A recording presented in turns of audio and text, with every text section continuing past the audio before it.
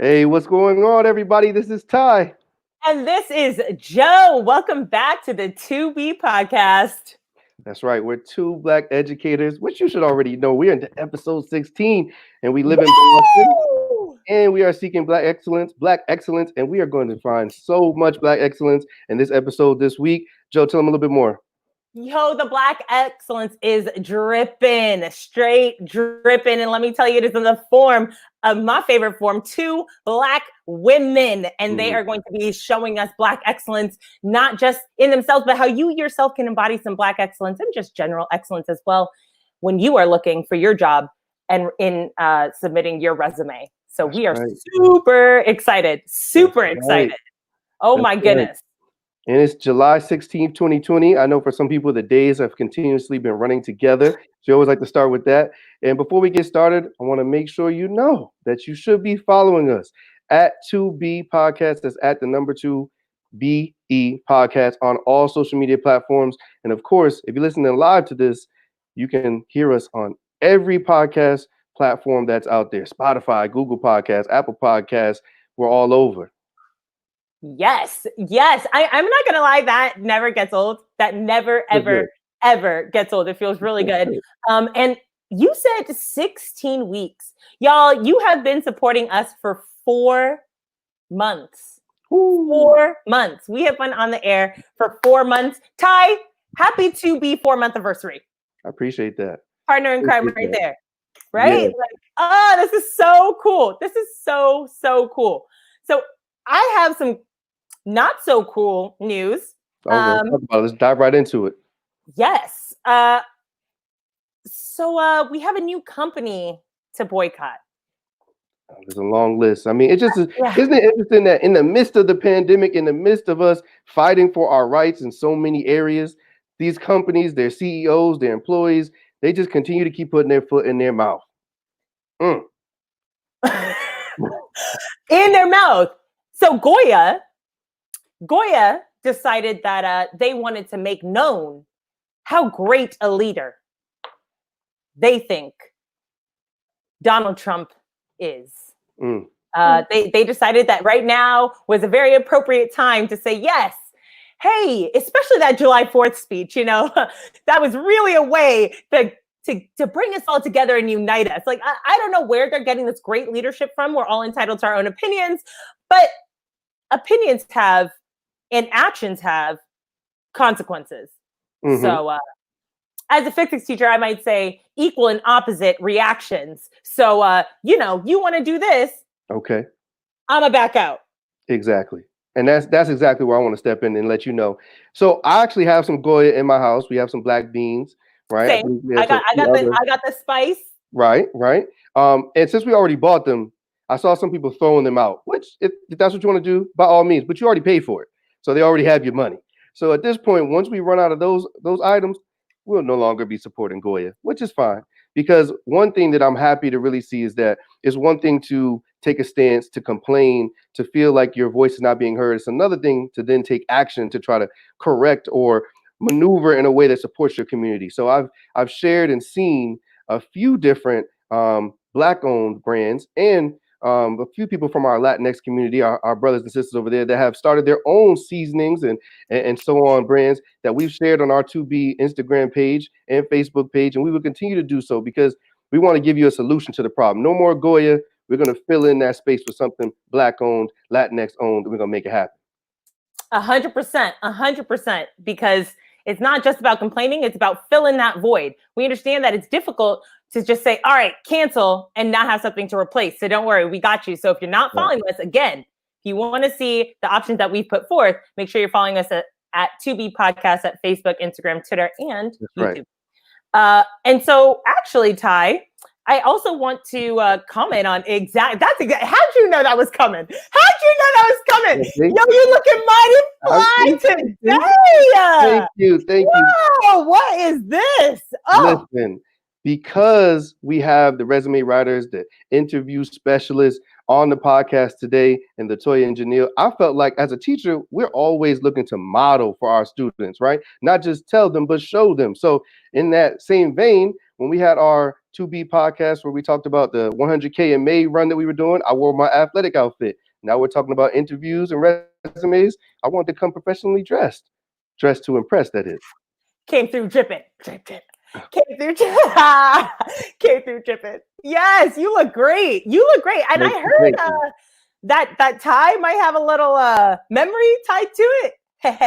Well, this is the tie indeed that I wore to the interview at the school that we teach at, Madison Park Technical Vocational High School, the illustrious Madison Park of Roxbury, Massachusetts. So it's got some good juju with it, right? Some good energy on this tie. A lot of good energy on that tie. And actually, y'all don't get a little bit of the behind the scenes, but he came through looking like he was playing video games at first. Don't tell us all the secrets. They got to catch the bloopers, after the season or something. Don't tell them everything.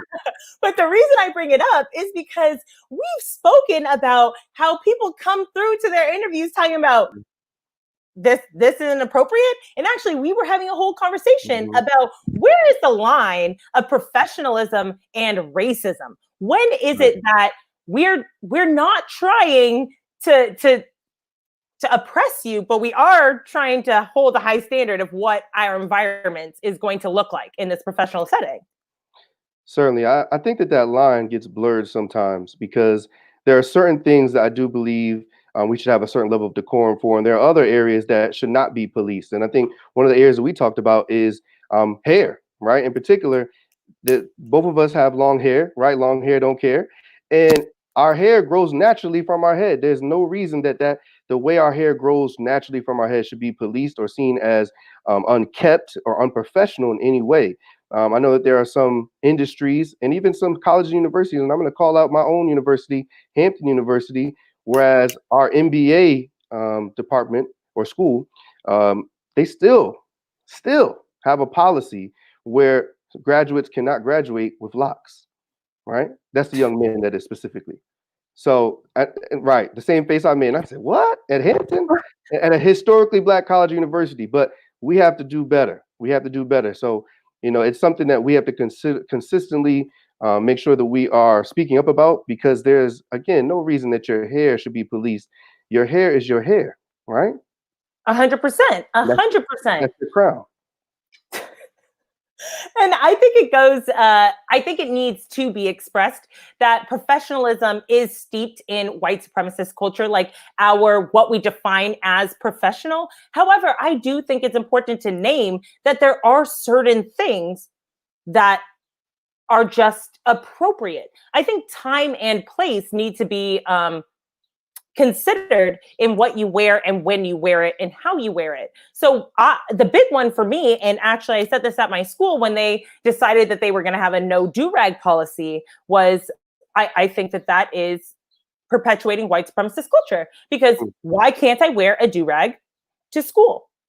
Why? When I go to college, I can wear a do-rag if I want, actually. So if we're just talking about you can. Not at Hampton. You could not wear do-rag or pajamas to class. We certainly didn't dress like that leaving our dorm room. So not every college. I know there are a few others as well. I don't want to name any, where there are certain dress codes and decorum to leave your dorm room. I would say that those are more the exception than the rule. And why can't I wear it? Like, you're telling me that my hair looks crazy, and so I covered it, and so I'm just going to school. Now, let me understand. Let me express that it's not work that I'm saying. Work, you have what you need to wear. There's a dress code, and yes, that dress code needs to be reformed because of sexism and the policing of women versus men. But at the same time, I just think that there are we're going a little too far, and it's more like, oh, well, white people don't wear it. Black people shouldn't wear it. But it's like our hair is different. The reasons for wearing them are different. And don't get me wrong, I don't wear a bonnet out. I don't wear pajamas out. But that's just been a preference since I also don't wear sweats out. But that's just been a preference since I was very young. I don't necessarily think that we should be blurring these lines, especially within the school setting, and saying, oh, it's not professional. I think conversations are necessary to understand, hey, here are the times where you can wear this, and here are the times where you cannot wear this, and here is why. I hear that argument. I would say that my personal belief is that there's a time and a place for each and everything. And I would put do-rags and bonnets, since those are the male and female versions, if you will, of a head covering, in a place that would be in the house or in the bedroom, before you go to bed, when you wake up in the morning, that's the place where those pieces of attire should live. Now, I do not believe that they should be allowed in schools, because I do believe, especially for us working at a technical vocational school, a career pathway school, that each and every day and moment that we spend in the building, or just in communication with our students, we're modeling, we're practicing, we're preparing ourselves for our professional career. And many of our students, from the moment they graduate, will walk right into that career because they've already had co-op opportunities in high school. So I say all that to say, I don't believe that high schools should allow, or any school should allow, bonnets and do-rags, because I think that that is not professional attire. Okay. And I agree that it's not professional attire. And I would just add to that, then we need to express the importance and rationale as to why it is not professional attire. Because just saying no does not teach them that how to think about what they are wearing and why it matters. Conversations are definitely vital, because I think many folks have grown up. I know my mom said it, do as I say, not as I do. And that didn't really provide a lot of explanation or understanding for each and every one of her rules, if you will. And later in life, I understood them better as to why she would say yes to certain things and no to other things. But I do think it's important for us as a community to really explain, why we came to these conclusions about whether it be wearing do-rags or bonnets, about certain type of clothes we wear to interviews, the way in which we talk in specific settings. There's a lot of conversation that should happen instead of just saying, don't do this. Agreed, 100%. And actually, Ty, I would say that is a perfect segue, because now we're going to have that conversation with two professionals who are going to tell us the do's and don'ts and have a conversation with us about what to do with our resumes. The two women, the first being Jheneal. She started Rèsumè Chic & Co. to help anyone who wants to further their education and career. And now she leads a whole team of writers. Yes, and does. Her goal is client success. Yes, sis. Yes. The next one is Latoya Dailey, and she is the president and founder of the National Association of African American Resume Writers, a support network uniting resume writers and career service professionals. And she is also an active member of SHRM and the National Association of Resume Writers, where she serves as on the Diversity and Inclusion Committee. This was just a tiny little bit. Welcome, Latoya. Welcome, Jheneal. We are so happy to have you. I love it. Thank you so much. So happy to be here. Yes, I'm excited for this conversation because, as Joe just said, that was just a snippet of each of you guys' bios and your accomplishments. These are some highly professional and well-accomplished young women. I'm ready. Hard work, man. Take it hard work, it's worth it. Exactly. So, please, we shortchanged the resume. So if there's more to tell, please tell us a little bit more about yourselves and what you do, how you got into this work. And can I be honest? I didn't know that there were resume writing professionals. I'm going to be real frank and real honest. I didn't know. And so I am thankful to know that there are professionals out there. Please tell us more about this work. So I started writing resumes when I was like 14. I was in high school.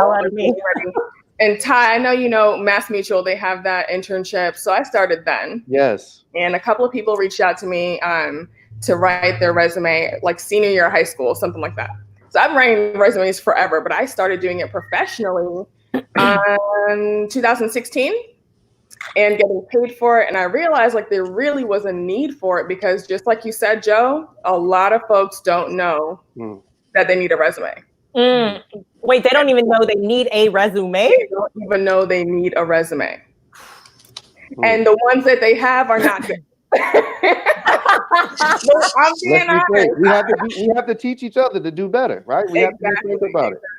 And so I took it upon myself. I started the company And I've been reaching out to like my alma mater and just different organizations to help basically boost where I'm working and bringing people onto the team and making sure that we have the right idea of what we're offering to our clients so that we can get them the jobs that they need, right? And so I'm a part of the Career Directors International.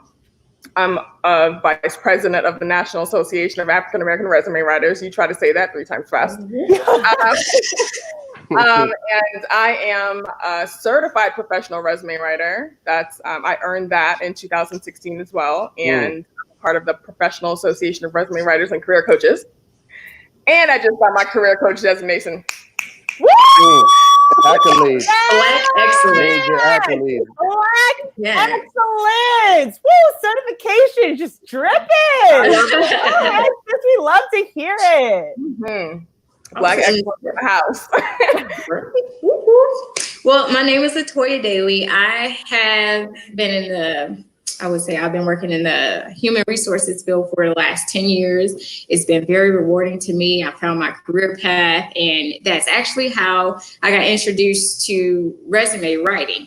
After being a talent acquisition specialist for such a long time, reviewing resumes, interviewing people, I got so frustrated that I'm meeting candidates who are applying for jobs that they have no idea what they're applying for. They're not presenting themselves as career ready, but yet they want to be hired for these positions. And other people who I interview with, while their resume and career background might not be as strong, they have the talent and the willingness to be coachable to take that position. And to reduce high turnover, I would rather have somebody who's ready to learn and to be a part of the team building rather than somebody who's qualified looking for a check just so they can move to the next one.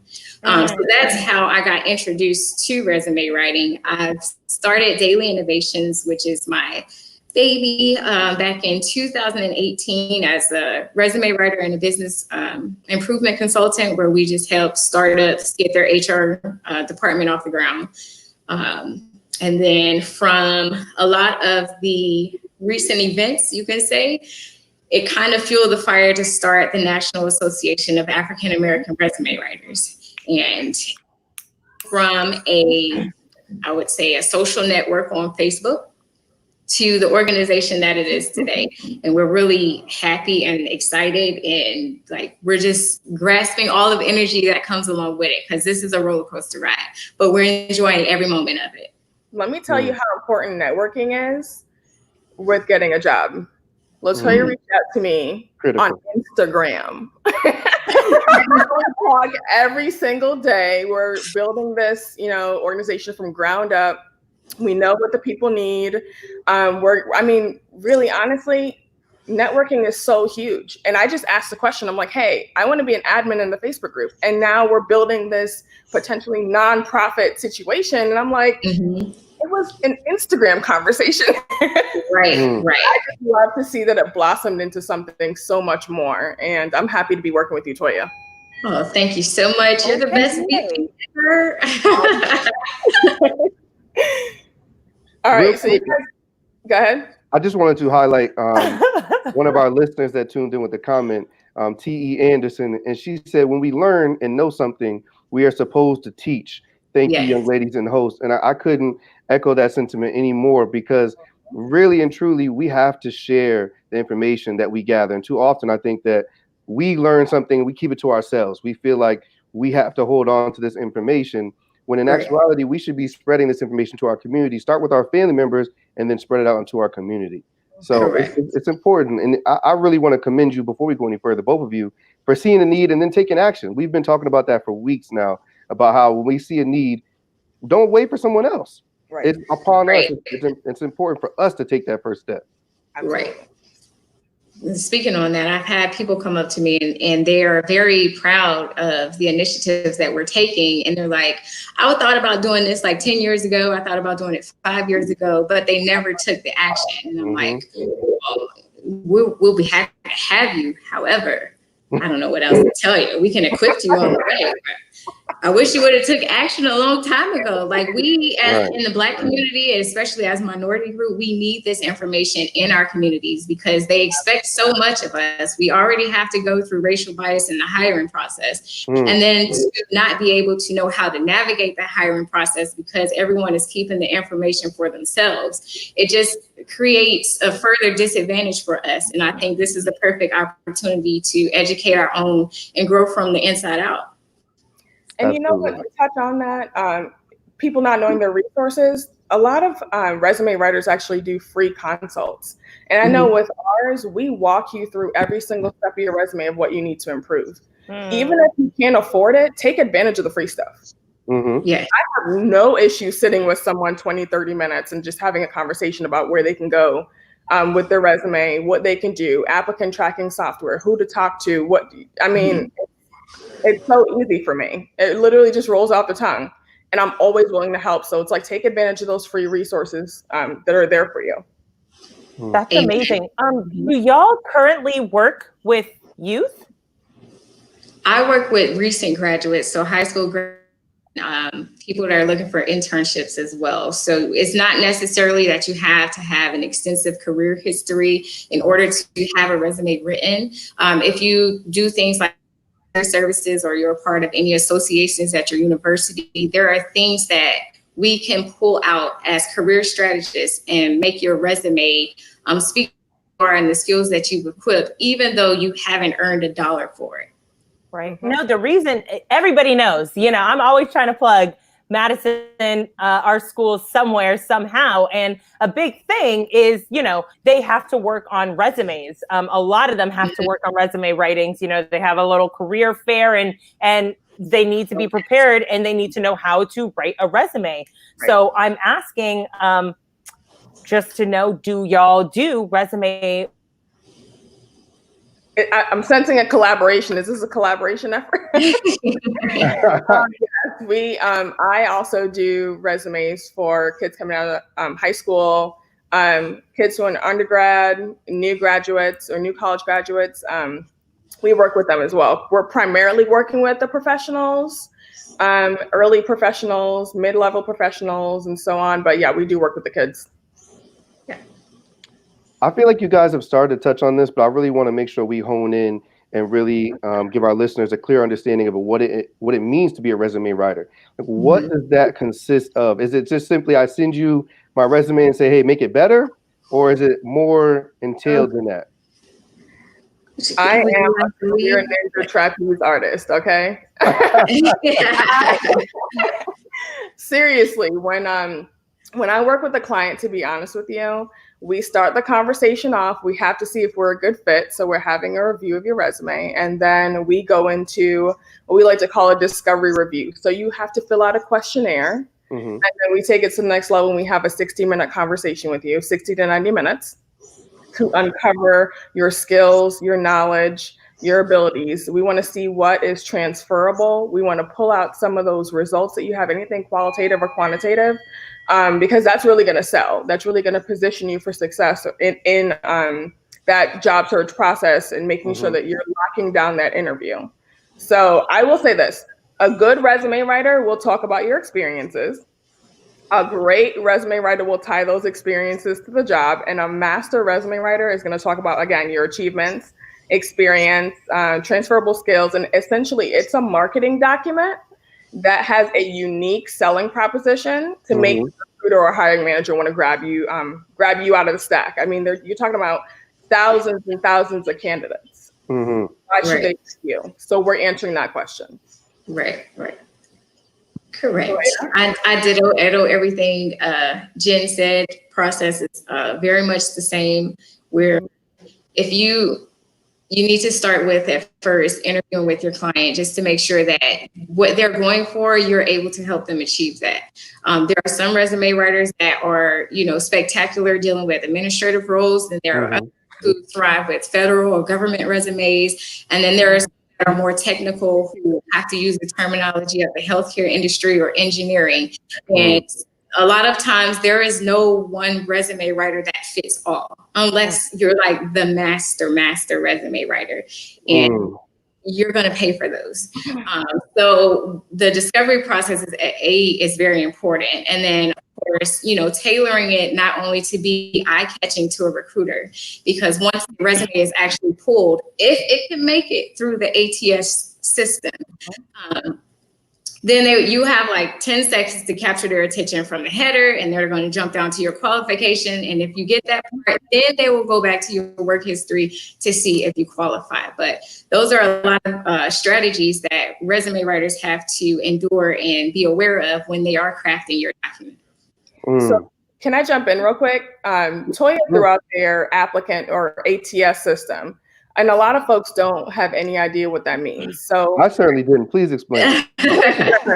So ATS is applicant tracking software or applicant tracking system. And basically, when you submit a resume to almost any job at this point, your resume is scanned and it pulls out your minimum qualifications. It pulls out your education. It pulls out your skills. And it basically says it'll rank you. So it'll say like, Ty is a 98% match for this job, or Joe is a 20% match for this job.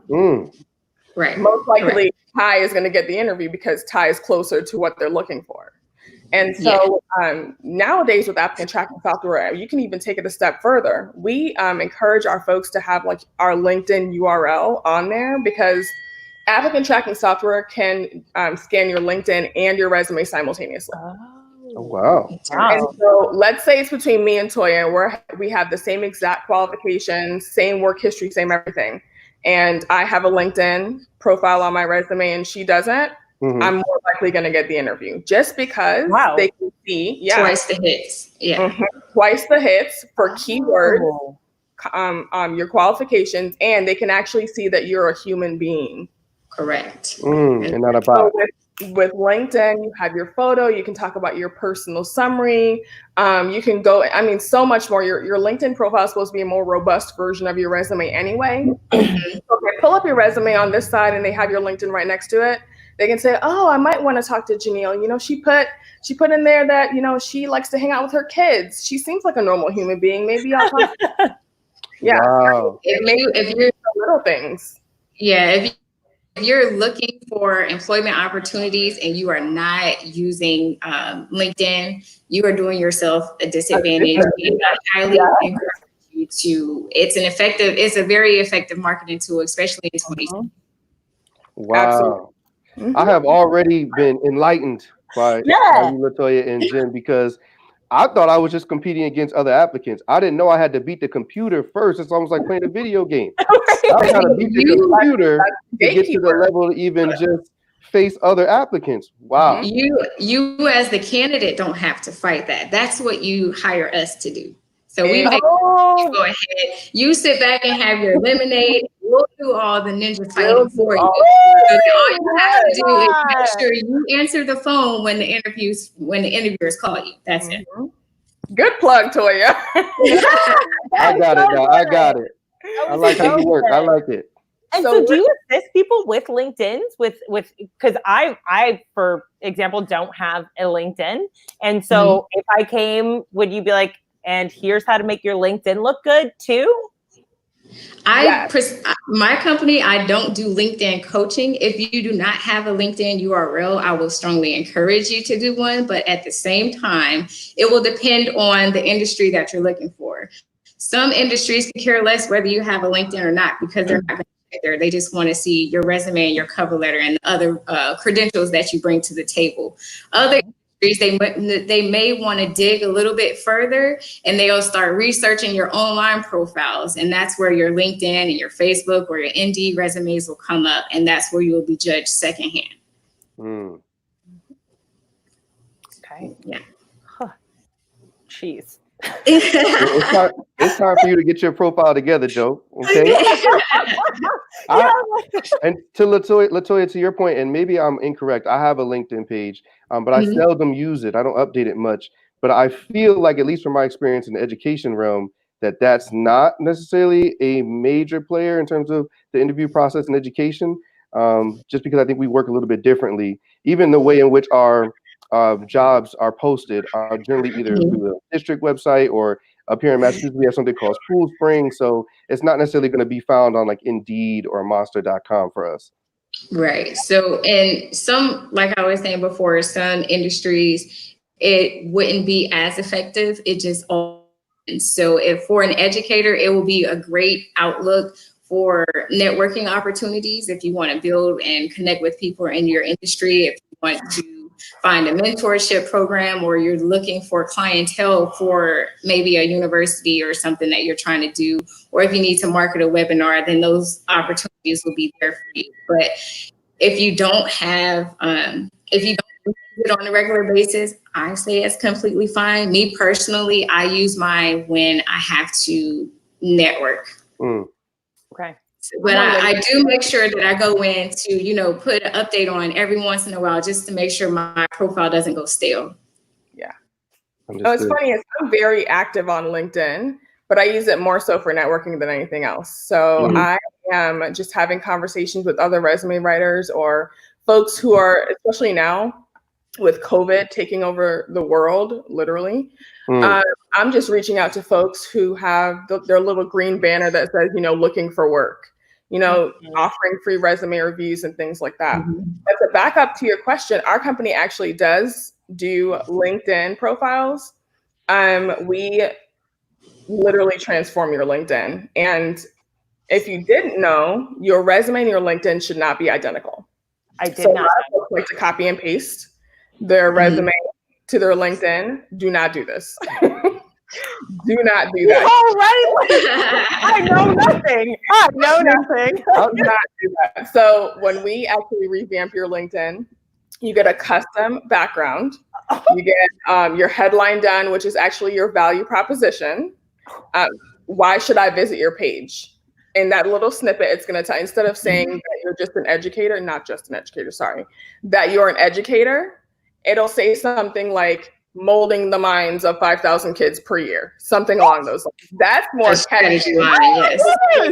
Educator. So, and which I appreciate everything that you guys do, but you know what I mean. So as far as your LinkedIn summary, that's where we talk about who you are as a person. We go into the work experience, and instead of having like your summary and then your qualifications or your achievements at the bottom, we flip it. We like to call it front loading. So when you look at someone's job description, it'll say, I achieved 96% in quality for yada, yada, yada. So when whoever's looking at hiring you, they can see that you're getting results in whatever you're doing without reading totally boring job description.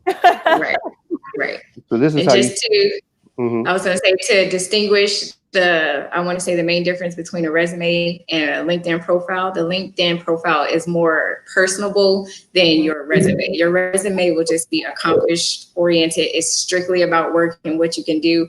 And your LinkedIn profile, you can have copies of your work from your portfolio. You can talk about your alma mater. You can talk about different clubs and associations that you're affiliated with. So you get that more personal touch. Right. And your LinkedIn can go a lot farther back too than your resume. So where your resume, the kind of rule of thumb is like 10 years and whatever is relevant. Don't go add every job that you've had in the last year. 10 years and relevant. So my summer camp job, I can't put that on there? What happened? My summer camp job from high school, don't put that on there? Not on your resume. Oh. I have some updated to do. I'm just playing. No, but speaking of which, like, I think that there is a lot of resume myth busting that we need to go into. There's a lot of things that now I got to put all of my experience on it, So like, and then you're telling me I got to fit my resume on one page, but how do I fit on my summer camps? I done been doing summer camp for 22 years now. So resumes have to be one page in length. I will tell you, I subscribe to this rule. I've been using like 8 fonts sometimes. Oh no! Oh my gosh! Oh my goodness! So that is the number one thing not to do or not to worry about. Typically, a one-page resume will be for someone with no work experience. So that also goes like to when people put their education first and then talk about their volunteer experience. It just shows right off the bat that you're not qualified for the position that you're applying for. What would you say, Jen? There is no mandatory page rules for resumes, right? Like back in the day, they used to think short and sweet. But nowadays, if you have the experience and it is relevant, there's no reason why you can't extend it onto 2 pages. Or more. Okay. And when I say more, I don't mean 8. 8 is way too much. Like, I've had an 8-page resume and I was flipping through like, what is this? 8 pages? Someone sent me an 8-page resume too. It might have been the same person. To be fair, it was one of those tech backgrounds that I was referring to earlier in the interview. And I'm just like, some of the stuff that you did back in XYZ years, we won't say for confidentiality reasons, but I'm like, we don't need to say this anymore. Like, the technology's not the same. Like what? 8 pages. Right. Do you know how like IBM has shifted from what it was when it first came back in the Bell South days to what it is now as AT&T? It's just like 8 pages Major difference. Absolutely. Well, let me ask this then. So, because you brought up a one page is generally for folks that do not have a lot of experience. So maybe I'm a recent high school or college graduate. So I have my education. I'm ready to jump into the workforce, but I don't have a lot of experience. I've seen some people say that you should include your GPA, especially if you graduate with honors. So maybe I want to just slide in there that I graduated with a 3.9. Is that something I should do or should not do? I didn't, by the way. I was like, okay, we get it. I did graduate cum laude though, but that's not important. Listen. I really want to know. I do want to know though. Should I put my GPA on my resume? Absolutely. As a recent graduate, yes, you should. You better brag about yourself. Put your GPA if it's 3.0 or higher. We don't need something showing that you didn't really catch the subject matter. Like, no. Only if it's above a certain GPA, then you should put it on there. Followed by any related courses that you may have taken in connection with the position that you're going for. You heard her say related, right? I'm hearing some. We don't need to see home ec. We don't need to see PE. We don't need to see algebra. But you could put on like any of those core curriculums that directly relate to the skills that you need to put to use for the position that you're going for. Absolutely. Yes. So I'm hearing some key terms, right? We need relevant experience, right? We need related information to the job that you're applying for. So really, your resume should mold and shift depending on what position you're applying for. It shouldn't be a one size fits all. You just press in. Yes. Okay. Exactly. You nailed it. Yeah. Okay. That's a good thing to know. And thinking about what you said before about LinkedIn versus like not having a LinkedIn and how important it is. Should I put my other social media things on there? Like, you know, my Facebook, my Instagram. I mean, as a teacher, we're always telling you like, they can look you up. So should I just make it easier? I just put it on there or just stick to my LinkedIn that I don't have? Oh, you want to take it away? You want me to take it? You can take it. Okay. We typically recommend LinkedIn just for the reason that we already talked about. But you can mention that you have experience in social media, especially like if you're going for a social media manager job, then obviously that's something that you want to do. Okay. But I mean, do you want to have your Facebook linked in your Instagram and all? No, we won't. Toya, do you agree with that? No. Wait, yes, to what you're saying. Yes. URL, LinkedIn, and then I would say if you are going to have your URL, your LinkedIn URL on top of your resume in your header section, you can connect some related activities or things that you have done and put that on your LinkedIn, but not necessarily your resume. So you mean if I like have a website, I can put that on my LinkedIn page. I don't need to put that on my resume. Yes. Okay. Correct. Because your resume, you want to speak directly to the employer as it relates to the position.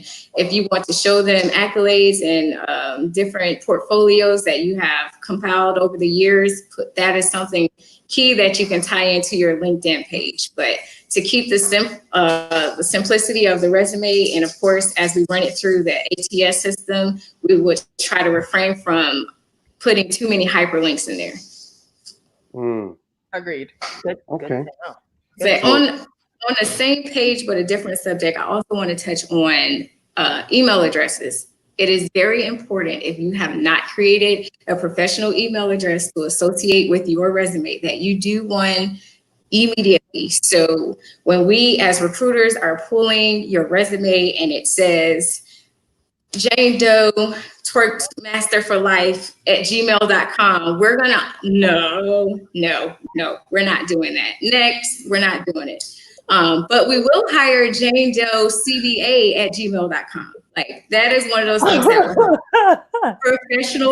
professional email addresses can make the chances that you have to come back for interviews. So make sure you get one, okay? Latoya, they're free. Not twerks a lot. Listen. I'm gonna be honest. I'm not ashamed to say it. I'll just put it out there. My very first email address was caramel25@yahoo.com. Now, that sounds like some Magic Mike stuff. listen. I got you. Here's mine. Oh no! I love the pop. Oh. Hey, I had a session with Mickey Mouse when I was younger, and mine is JMickey05. Don't clown me. Listen, it's not bad. That is not bad. What? It's not bad because we understand, though, there was a time and a place for those email addresses. Those were not on our resumes. So we wouldn't be in the positions that we're in now. So if there was a time and a place, I don't know what I was thinking with Ty Caramel or Joe, you like pop. But we've grown. We've matured. Yeah. Oh, shout out, because actually, Ty, I know you're about to be a pop. My mom is the reason I have a professional email address, and I tell all parents they should do this. My mom secured my professional email address that back when we had AOL. She secured it for me, and so I've had the same email address when I switched to Gmail. I knew what a professional email address looked like because of her. So parents be out there, young kids like that. Thank you. Talk about forward thinking. Yeah. That's amazing. Yeah. So joeprasad@gmail.com. That's the one that I've had since AOL, Yahoo, and as well as Gmail. So Major keys. And as one of our commenters said, we've given out a lot of free game tonight. I want to just recap with the resume. So if I'm understanding it correctly, it doesn't have to be just one page, right? Include my GPA if I did really well, and maybe if I, am a recent college or high school graduate, right? Do not include my other social media handles outside of my LinkedIn. They don't want to see my trip to Cancun or my turn up at the bachelor party, so I'm not going to include my IG handle. And I don't need my entire work history, really just what's relevant to the job that I'm applying for and sort of what's most recent, right? And I have one more question, because this is something that as we researched and thought about, our preparation for this interview with you guys, I didn't even know this was a thing per se, but some folks are saying that you should include a photo of yourself on your resume, whether it be because it shows maybe your personality. I saw some people saying that. Other folks were saying that they wanted to show that they were of a certain ethnicity to maybe catch the eye of a recruiter looking for some diversity. What is your feeling about that? Latoya, let me ask you first. Should I have my photo on my resume? It depends on the country that you are looking for jobs in. Because I have the international experience, it's very common to have your photo inside of the header portion. However, it is frowned upon in the US to have your photo there because of the systems and the technology that we work for, and because the racial bias that we do occur more often here than other places around the world. So if you're applying for work in the US, leave the photo off, put that on your LinkedIn. If you are looking for something abroad, put your photo on there because they don't like surprises. They want to see exactly what they're getting. Understood. Agreed. You don't want to open up any more cans of worms than you need to, right? Right. African Americans, we already have the issue of sometimes our names being bold and lengthy. So we already have that issue. So you don't want to add a photo to that and then run into discrimination, unconscious bias. And besides, your resume it's supposed to be a quick snapshot of your relevant career experience. Adding a photo really just takes away from the rest of the space. Really just want to focus on what you did and where you're going with this resume, and keep your. Some folks, I'll be honest with you, even tend to run into appropriate photo guidelines. So, like the ones who like to take selfies and car fees, and just leave the photo off. That's the best thing. Makes sense. So for people who are trying to do the resumes themselves, there are a lot of templates on Pinterest, and although they look very pretty, do not use them because they will not get you the results that you're looking for. Absolutely. Wow. Okay. Well, before I follow up with that, because I'm like, wait, what? Like, this whole thing, I'm just like, I've been adulting wrong. It's like just a continuation of like, why don't I know how to adult yet? So like, I want to ask, like Slipgiz asks, what's the difference between a CV and a resume? Is there a difference? I know when I was abroad, they called it a CV. Is it different? Is it the same? The CV and the resume, they have slight differs, mainly in terms of the information that a CV contains. A CV would typically be much longer and more detailed than a resume. A resume is short and straight to the point. A CV will just go into details about who you are, what you do, what you plan to bring. And then, of course, you can put a picture on there as well. And the CV is more so used in education type of positions, and also the format is completely different than a resume. Correct. Wow. Well, and I think you mentioned something about the applicant tracking, or so templates. Sorry, the templates that are on Pinterest and wherever else you pull templates from. And it's actually really hard to get some of those templates through the applicant tracking software. A lot of them, when you print them or you save them, they're PDFs. And some PDFs you can't actually read it. A PDF is essentially a picture, and some of those, I mean, they just don't scan well. So you do want to stay away from those. Yeah, they come off as what they would call infographics, where it's just like a bunch of images and placeholders for text. However, when it goes through the system, it's gonna look like gibberish. It's gonna look like HTML coding or something like that. Like, It's not going to make sense at all.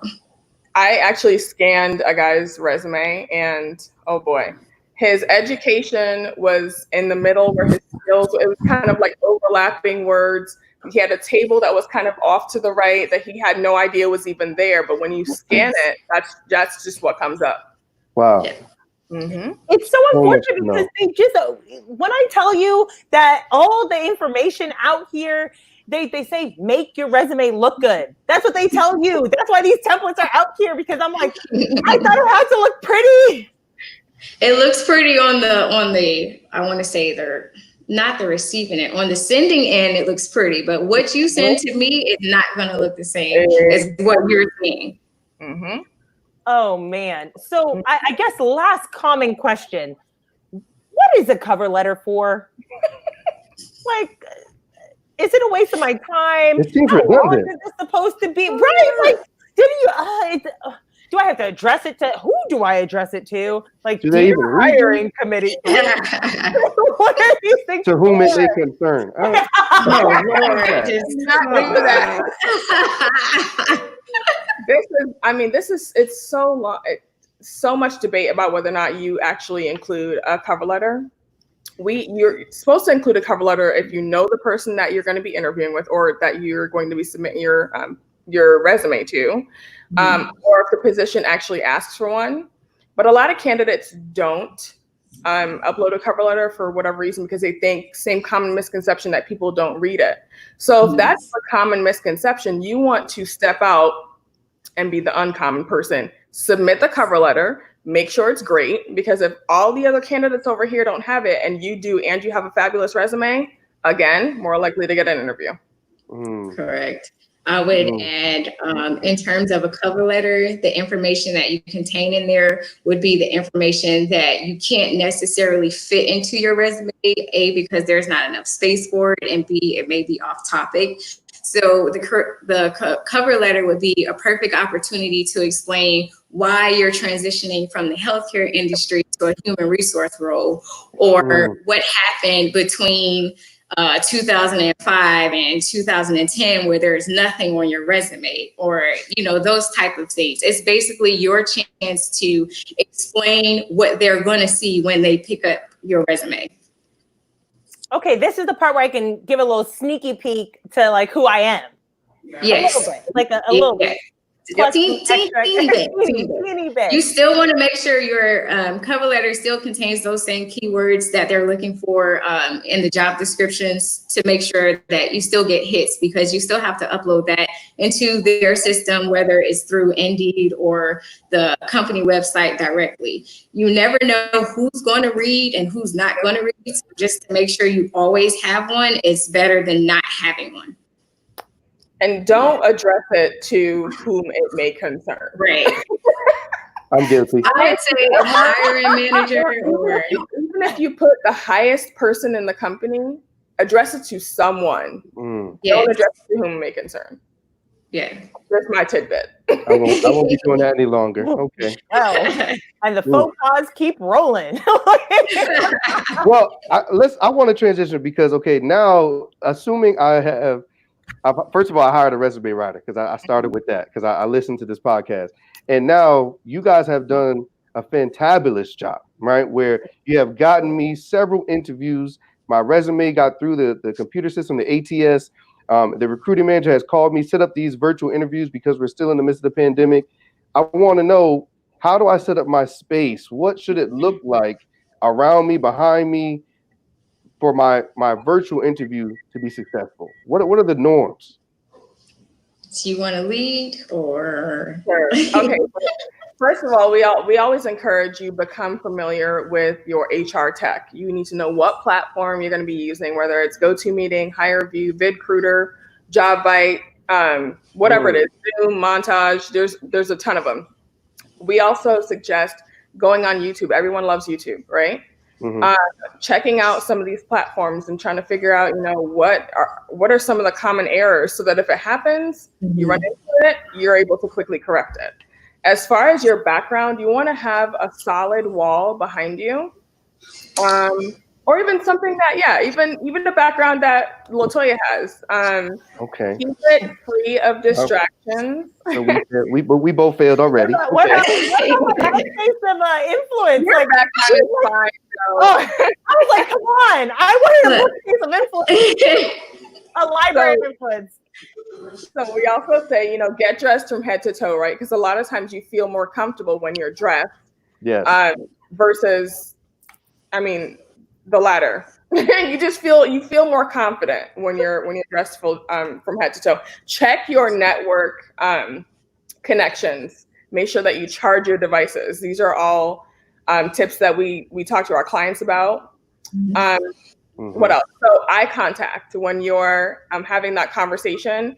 I would say either minimize your screen so that you don't see yourself, or have a conversation where you're focusing on the camera and not the screen, because otherwise you're looking down and it looks real funky. So I have to look at myself so I can know that I'm not looking crazy on the other end. Like I have, for me and my interviewing techniques, when I do virtual interviews or presentations, I make sure I have, number one, good lighting so that you can see me. I don't appear too dark. The sound quality is great. And then I have a mirror behind my recording device so I know what I look like when it comes to eye contact, to make sure I don't look cross-eyed or come off looking. Okay. Isn't it interesting the luxuries that technology affords us? Because in person, we can't do any of that. All of a sudden, though, we're at home, we need a mirror. Now we need to know what we look like. Look, when you are going for interview or virtual setting, just make sure you treat it just like you're going to a professional setting in someone's office. Like, come camera ready, come dressed appropriate, have your notes. If you get nervous, do a quick little refresher. If the day before the interview, make sure you are hydrated, make sure you are well rested, and do whatever is soothing to you to make sure you appear calm, collected, and confident. Yeah. Okay. A lot of candidates too, like, they tend to forget that the virtual interview, because it's different, right? So you feel a little bit more rushed. You're already anxious about the technology that you're using. They forget that it's a two-way conversation.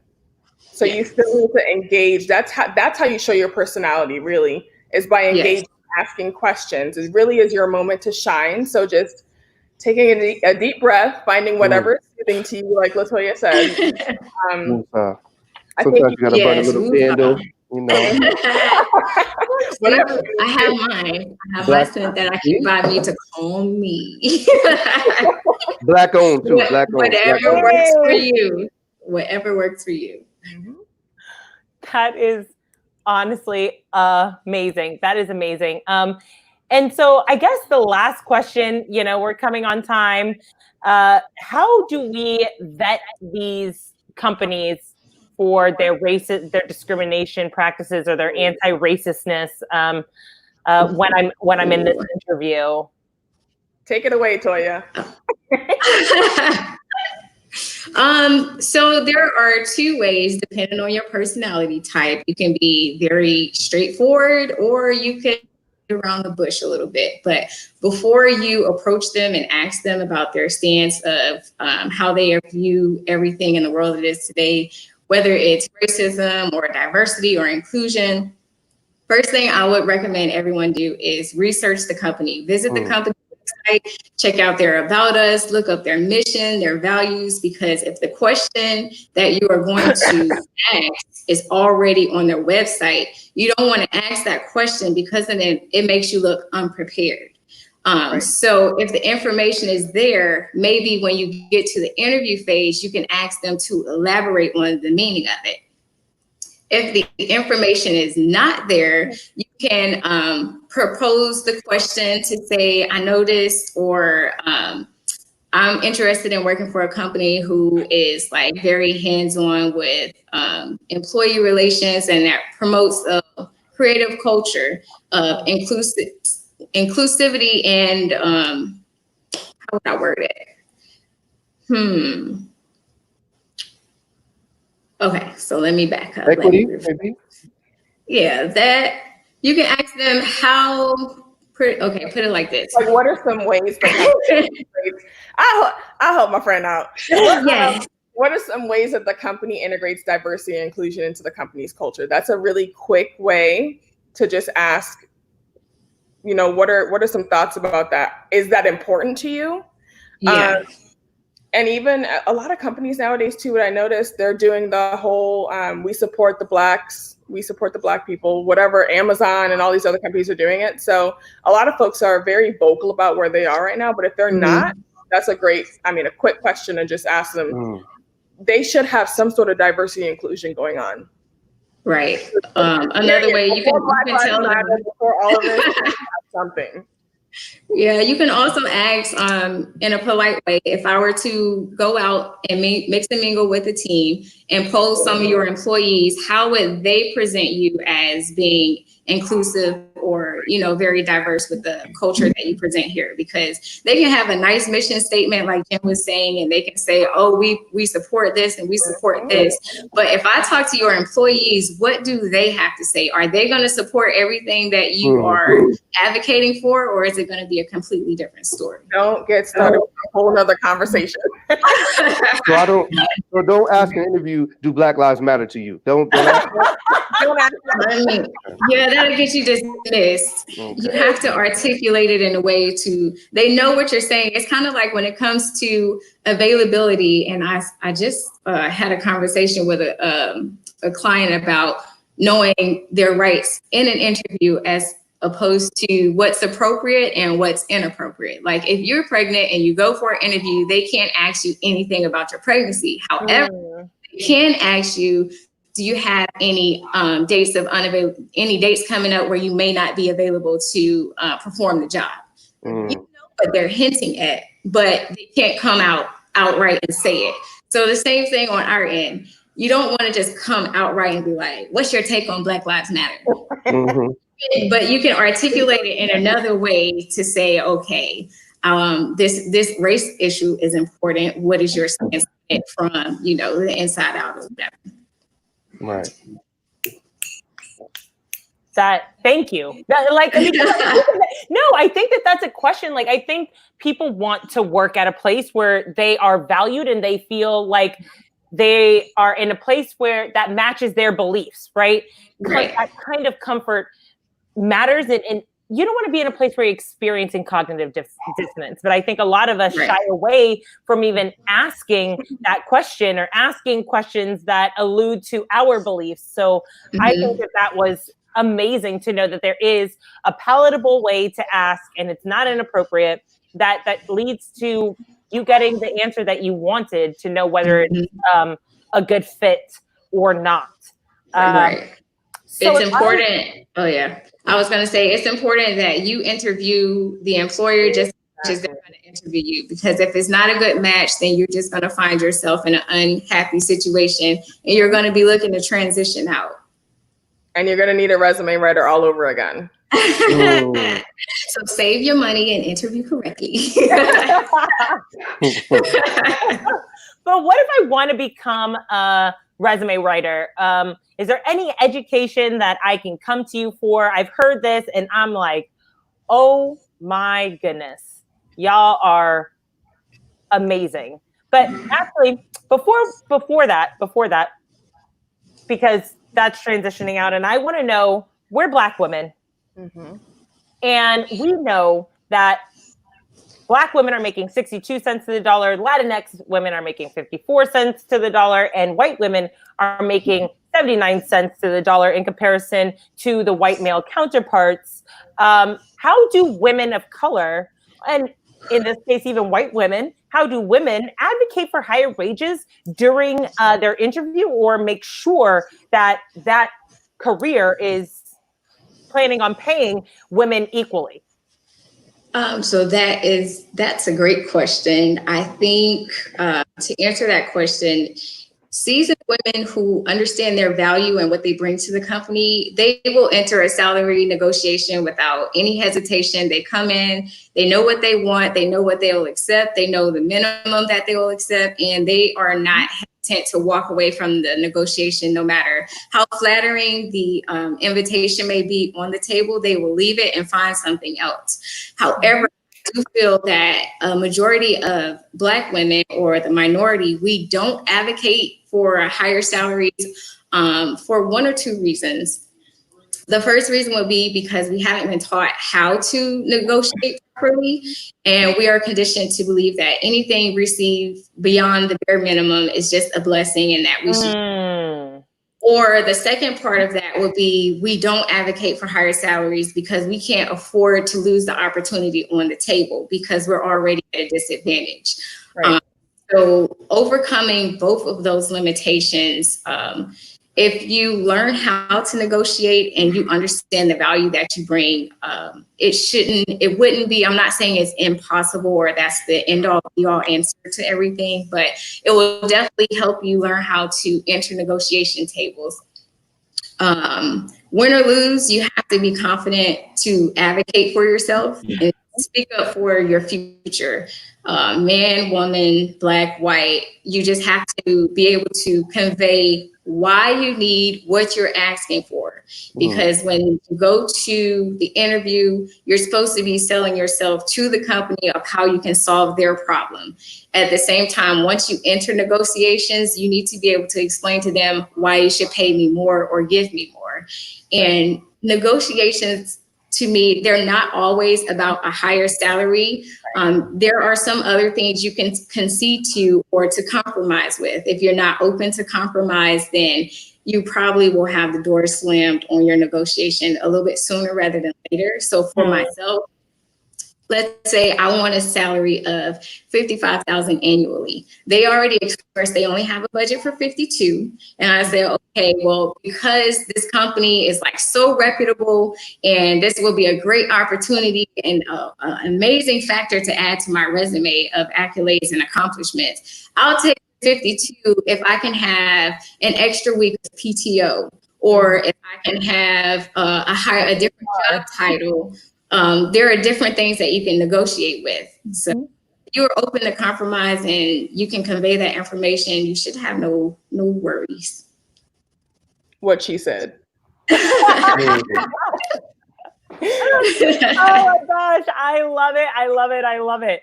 And so now if I was one of those people 10 years ago and I was like, all right, now I'm really ready. I really want to do this work. How can I get into it? How can I get started? Should I contact you? Can you help me with that?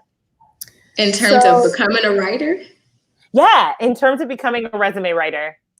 Yeah, so under the NAAARW, we're actually offering professional development courses for anyone who wants to become a resume writer. Okay. To build their business. So we have business strategy courses, understanding the career landscape, writing from a recruiter's perspective, new graduate resumes, federal resumes, CV writing, best practice tip sheets, webinars, trainings, the list goes on. Because we want to compete with the CDIs of the world, the Career Directors International. We want to compete with, the other nonprofit, the NAARWA. We want to be up there, but we want to be supporting Black people. So this is not going to be it's not going to be cheapened by any means. Right. We want it to be, we're playing on the same level, but we're specifically supporting African Americans. We want to see others achieve success just like we've achieved success. Correct. And that's one of the main missions and visions of the National Association of African American Writers, African American Resume Writers. Our focus is to increase the visibility of African American writers, because you'll be surprised how many people don't realize that there's a whole network of us out here, but because only one side is being advertised, that's like the only thing available to you. So there is a place that we can come, and we have a different strategy, which will be our niche in comparison to the other organizations out here, where we teach you how to overcome those objectives when you do have an African American client who has these discriminations that they need to work through. As a white counterpart, you may not understand that because you're just disconnected. But we have that experience, and we can help you navigate through that hiring process with the racial lens on, to make sure that you still are awarded the same opportunities as your white counterpart. Oh my goodness. Y'all need to yes, y'all are everything. You're gonna be getting an email from me for sure, because I've learned so very much. And we want other people to be able to get in contact with you as well. So how can we do that? The best way, the fastest response is to drop us an email at info@NAAARW.org, or you can visit us online at www.NAAARW.org, or you can look us up on any of our social media handles, which is going to be the same, at NAAARW. And that is available on Facebook, Instagram, LinkedIn, Twitter, and we will have a YouTube page coming very soon. That is so exciting. That is so exciting. Y'all have been a whole blessing. And Latoya, you touched on this. Professionalism is a frame of mind, not a paycheck. Cecil Castle. And I think that is a great way to sum up all that we have learned. And if you want to get in that frame of mind, if you want your resume to indicate that you are in that frame of mind, you need to contact Latoya and Jheneal at NAAARW. Info. Yes. Info. Yeah. Because they are incredible. I have been so blessed by this. Thank you so much. Thank you so much You're for having welcome. us. Thanks for having us. Yeah, thank you guys. Absolutely, I absolutely. think this conversation was right on time. I mean, to think that the coronavirus pandemic started, 4 months ago now, and so many people are still without jobs. I believe I read an article yesterday that I think 1.3 million more Americans applied for unemployment just last week, according to the Bureau of Labor Statistics. So this is a conversation that is necessary because there's so many folks now looking to re-enter the workforce.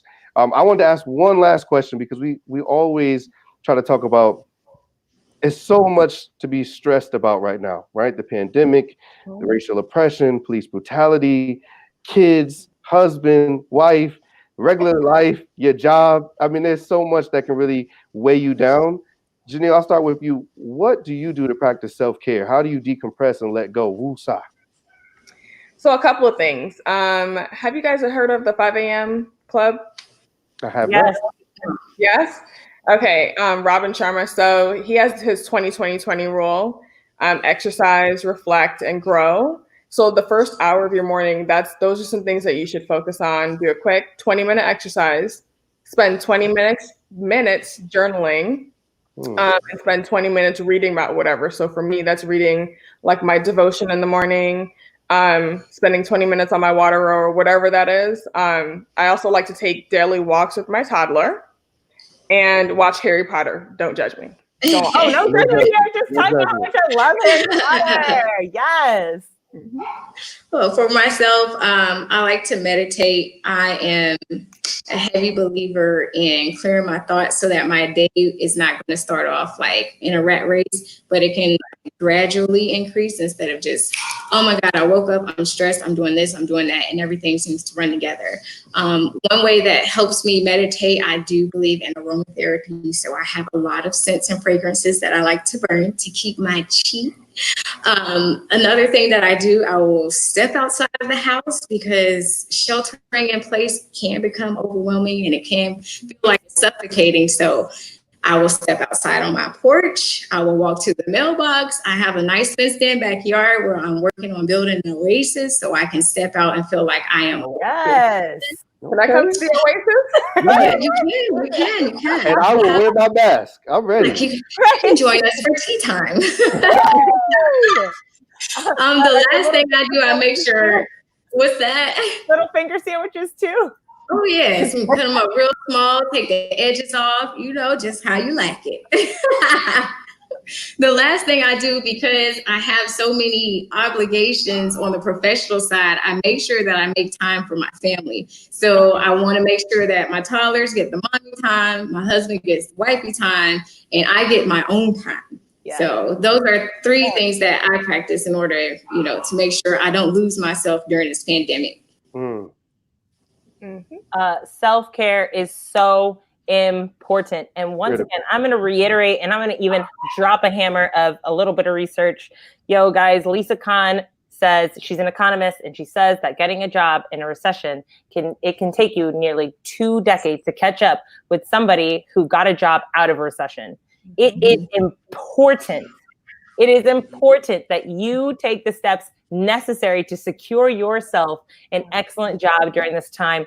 And these two phenomenal Black women just educated us in how to do that. And if you want more information, because this is a setback, but it doesn't have to be a 2-decade setback, right? So please contact them at info@NAAARW, NAAARW.org. Please contact them because we want you to stand out. We want you to be a standout. So please contact them. Y'all have been an incredible blessing. Oh, and remember to follow us. Of course. Yes. Yeah. Remember to follow us and check us out on all of your favorite podcasting. Jesus Christ. Platform. Every podcast platform, we're there. Whatever your favorite podcast player is, we are there. Yes, exactly. And until then, remember to be good to yourself, to be true to yourself, and to educate yourself. Yeah. Bye, y'all. Bye, y'all. Bye. Thank you.